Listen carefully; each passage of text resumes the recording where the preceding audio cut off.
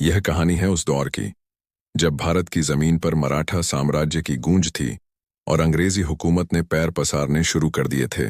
पानीपत की तीसरी लड़ाई 1761 में जब मराठों को हार का सामना करना पड़ा, तब पेशवा बालाजी बाजीराव इस हार के गम में टूट गए। इस युद्ध ने सिर्फ मराठा साम्राज्य को ही नहीं, बल्कि पूरे भारत के इतिहास को झकझोर कर रख दिया। शुरुआत होती है माधवराव से।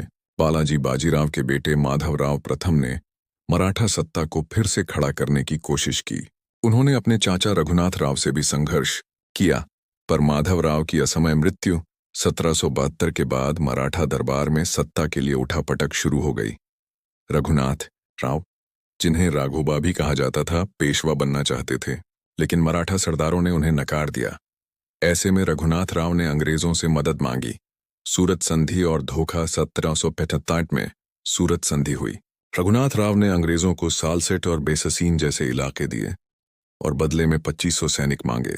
लेकिन वॉरेन हेस्टिंग्स के नेतृत्व में कलकत्ता की ब्रिटिश परिषद ने इस संधि को खारिज कर दिया और 1776 में मराठा मंत्री नाना फडणवीस के साथ पुरंदर संधि की। इस संधि में तय हुआ कि रघुनाथ राव को केवल पेंशन मिलेगी और अंग्रेजों को सालसेट झिला मिल जाएगा। वडगांव की जीत, मराठों की वापसी। ब्रिटिश बंबई सरकार इस संधि से संतुष्ट नहीं थी। उन्होंने रघुनाथ राव को फिर से समर्थन दिया, जिससे नाना फडणवीस नाराज हो गए।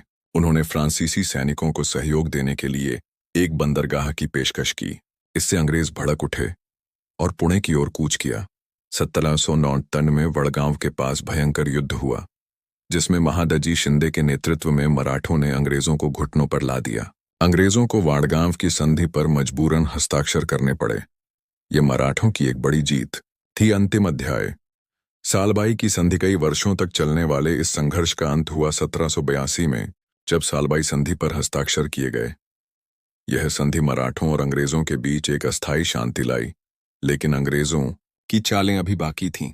निष्कर्ष: एंग्लो मराठा युद्ध केवल तलवारों की लड़ाई नहीं थी। यह राजनीति, कूटनीति और विश्वासघात का एक ऐसा संग्राम था जिसने भारत के इतिहास को नई दिशा दी। यह वो समय था जब मराठा साम्राज्य ने अपने गौरव के लिए संघर्ष किया और अंग्रेज धीरे धीरे भारत में अपने साम्राज्य की नींव मजबूत करते गए।